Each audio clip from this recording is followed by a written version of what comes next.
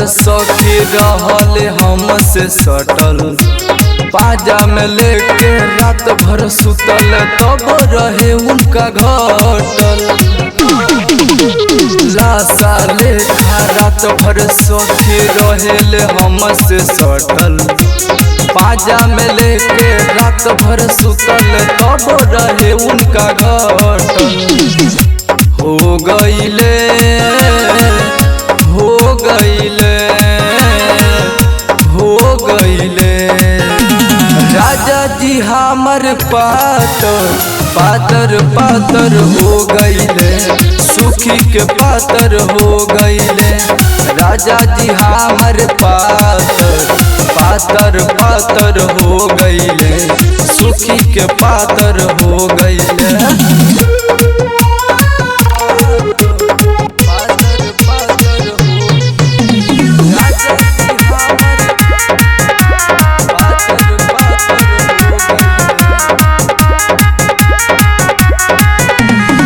प्यार के ऊ रंग चढ़ा के मिले हमसे अइले रे, का कहीं हम लाज के बतिया नाही हमसे बतैले रे। प्यार के ऊ रंग चढ़ा के मिले हमसे अइले रे, का कहीं हम लाज के बतिया नाही हमसे बतैले रे। हो गईले हो गईले हो गईले राजा जी हमर पातर पातर पातर हो गईले, सुखी के पातर हो गईले।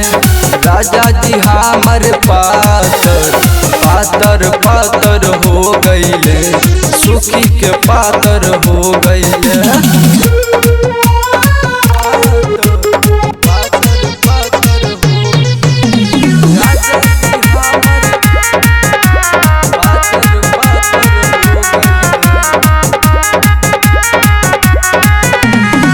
राइटर मैनेजर दीपक खिड़की से झकले रे, परदीप प्रेमी रात भर चिखना लेखा चखले रे। राइटर मैनेजर दीपक खिड़की से झकले रे, परदीप प्रेमी रात भर चिखना लेखा चखले रे। हो गईले हो गईले